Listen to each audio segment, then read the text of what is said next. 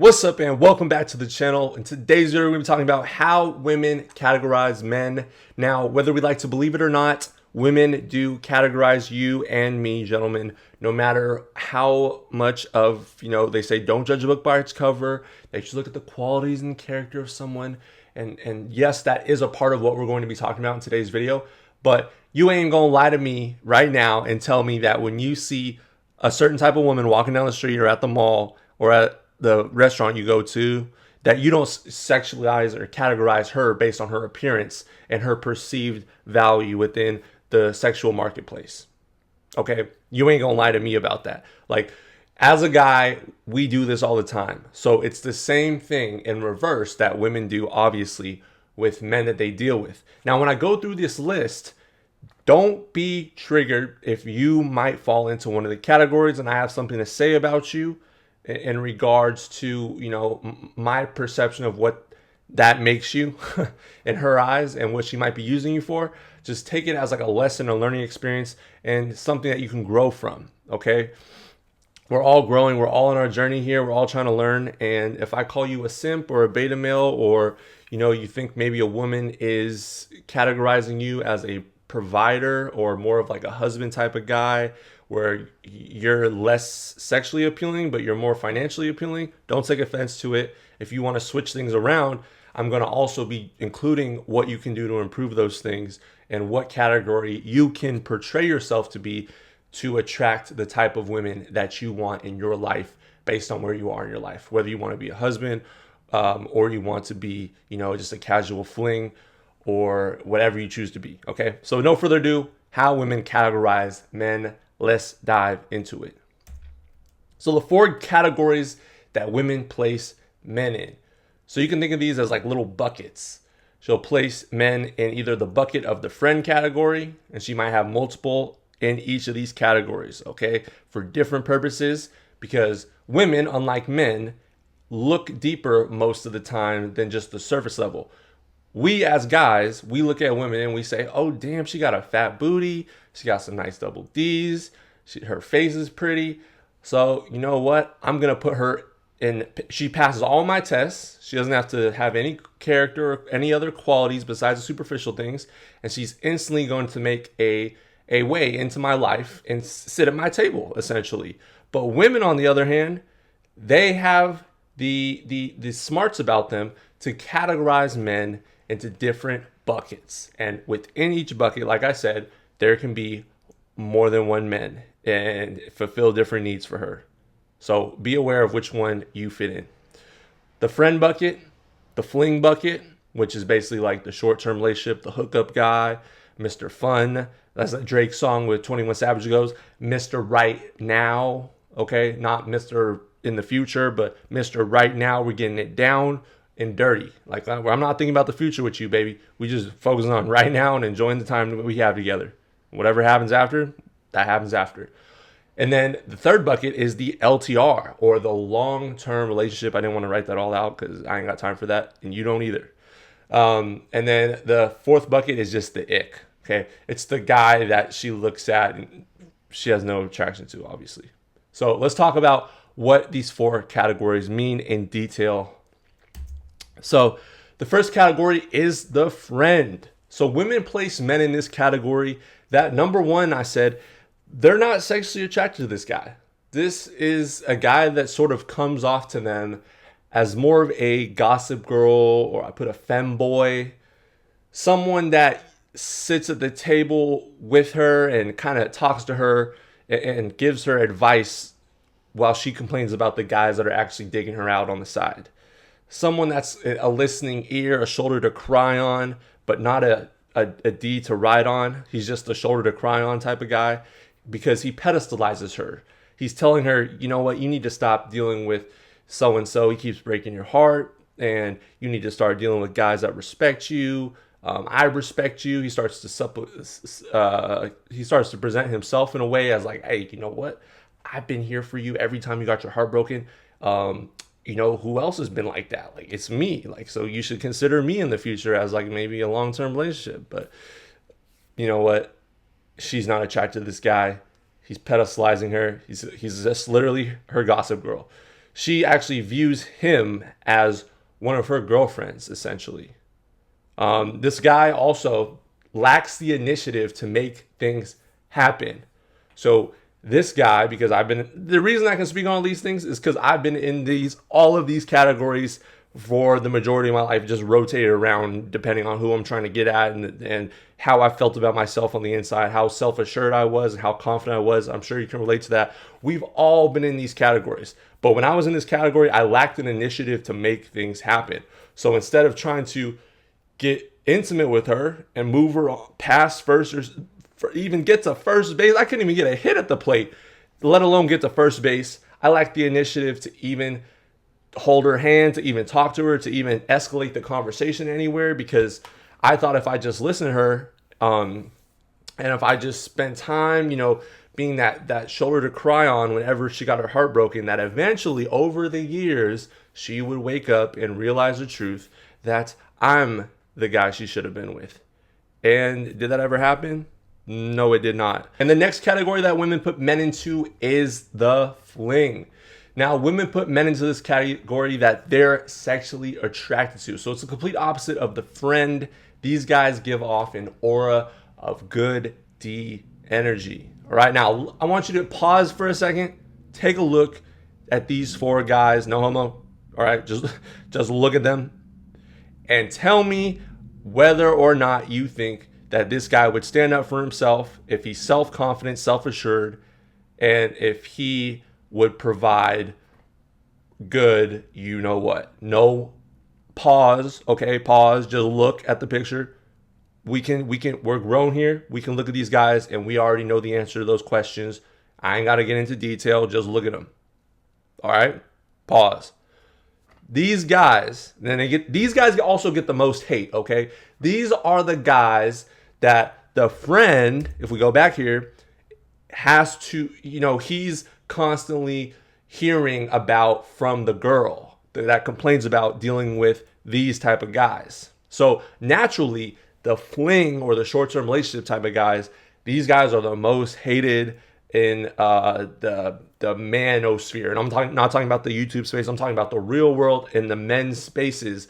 When men compete for women and just the marketplace in general, these guys receive the most hate because they attract the most women.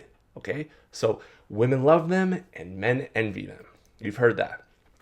And number 4, these guys, the ones that come off and give that fun vibe and that bad boy energy, they're probably not financially stable, but like I said, these guys offer loads of fun, lots of excitement, and an emotional roller coaster, which we already know women need and crave.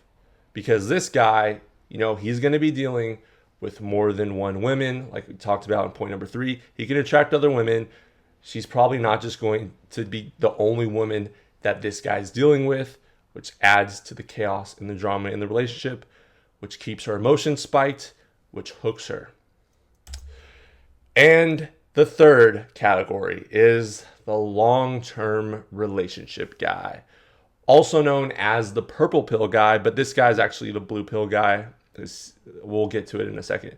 But women put men in this category that, number 1, court them early on in the relationship. This is the guy that for the first date, ever meeting a woman off of Tinder, Bumble, or just picking her up somewhere and meeting her off the streets, and their first date that they set, it's not at a coffee shop for a little $5 coffee or at a Jamba Juice or something chill like a walk in the park, and then taking her back to the crib and hanging out there, or having her come over and just cook a meal for you on the first date. No, this guy, he's gonna court any woman because he pedestalizes women, as we can see in point number 2, and court her early on for a marriage or long-term relationship material. This looks like taking her to fancy dinners and restaurants, allowing her to order the most expensive champagnes and alcoholic drinks, and just running up the credit card. He's going to put on a show. He's going to put the flowers on the bed, put the flowers on the table, bring out the mariachi band like at the fancy Mexican restaurant, and it's going to go the whole 9 yards for this chick, no matter what. Because once again, this guy, he has actually an underlying sense, he has an underlying self-hatred. That's what it really comes down to. He doesn't feel like him just being himself and presenting himself to a woman as who he is enough. So he feels as though he needs to financially go above and beyond to spend money and to prove his worth in her eyes. Although if you're a high value man, you already know that your presence is a present. So this guy has the opposite approach. He feels like he needs to compensate with his wallet and his resources in order to attract women. Okay. So this guy, like we talked about, the long-term relationship guy, he has financial security, but to be honest, he's not going to be as fun and exciting as the fling. Okay. But he is going to be financially secure, so she's not going to have to worry about resources. This guy is going to offer, like we talked about, safety and security, which is what women look for when they're looking for a husband or a long-term relationship. You know, she doesn't want to be with someone that could potentially starve them and the children that they might have in the future because he can't get his life together. So that's just honest to God truth. And the reason I pulled up these pictures, because you're probably like, what the hell is this? The reason I pulled up these pictures because I saw this the other day. I think it was on The Sun or some magazine or online magazine. This guy claims to be, you know, like this super nerd, and basically like he constantly just, he's full of low self-esteem. He's constantly saying like, my girlfriend's too hot for me. She's way more attractive than me. You know, like I'm the luckiest guy in the world. But literally, because this guy has resources, you can obviously tell that this woman is not attracted to him for, you know, who he is.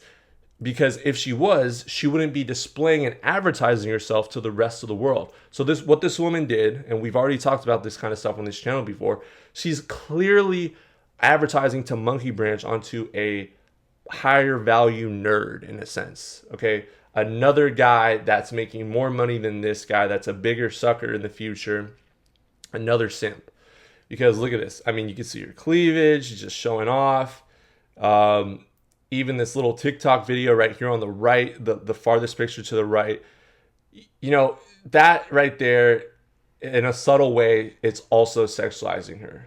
And I don't know if he's aware of that because he obviously has zero game and no red pill awareness, but it's clear what she's advertising and who she's in this relationship for and what she's trying to do with it. So guys like this, they're just complete buffoons when it comes to dealing with women, and he's going to get fleeced. And we already know that. And the fourth category that women put men into is the ick category.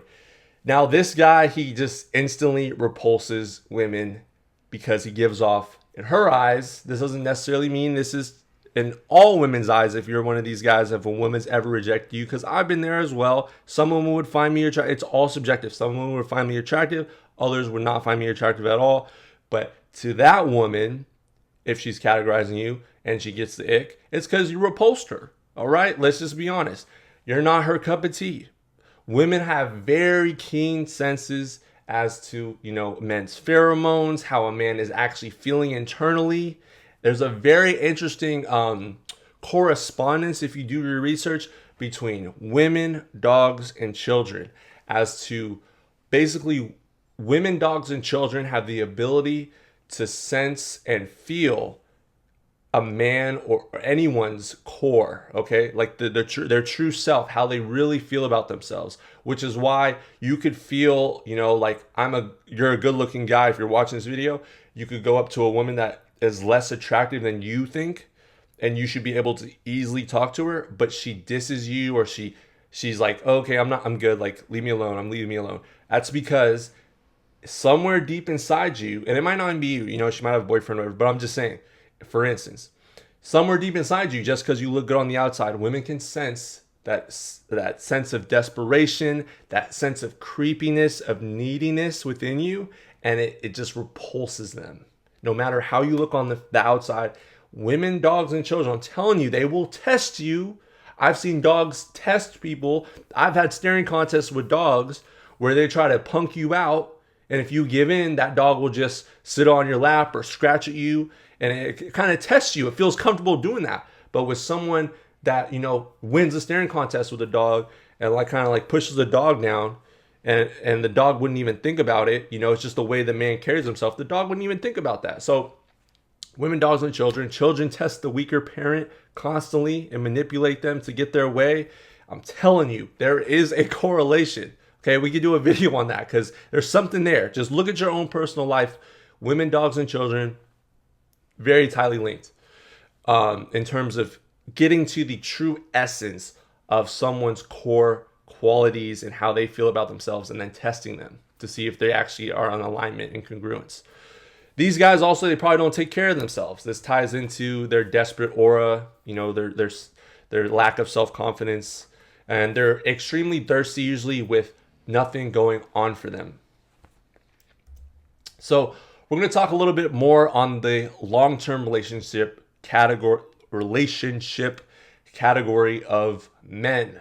So if a girl thinks a guy is good long-term relationship material, she usually will make him wait to hook up. Okay, now catch this, guys. She thinks this, if she sees a guy and she's like, this guy would make a great long-term relationship material because he's giving off the aura and the projection and the energy of a provider or a husband, someone that has a lot of resources, she'll make him wait to hook up.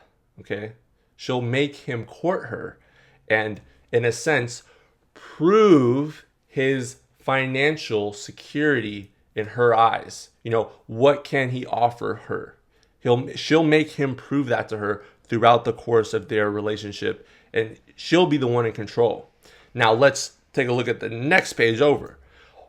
On the opposite side, the short-term relationship, or the guy that's in the fling category of men. If a girl thinks a guy is good fling or short-term relationship material, the fun guy, she'll usually give it up fast, and she'll potentially still, after this, consider turning it into an LTR if he allows it. See the difference there? You see the difference? You catch that? You catch that? Okay? So you want to be the fling guy, because at the end of the day, this right here, being a long-term relationship guy, if she categorizes you this, you might never even get none. And on top of that, you might not even get a relationship with her. So you're better off going this route because you're going to get something, but the relationship, you know, it's in your hands because you're giving off the aura that you get other women, and you can choose to choose her or to choose to deal with other women. But if you allow it instead of if she allows it. So you flip the script on her. You know what I mean? So it's up to you to decide because in a relationship, there's going to be a pimp and there's going to be a hoe. Someone's going to get pimped out. Let's just be honest, okay? Look at your past relationships. Look at the relationships that you see around you. There's an owner and there's a slave. All right, so that's all for the video. Like, share, and subscribe. And I want to hear your thoughts in the comment section below. I love you all. See you soon. Have a blessed rest of your day.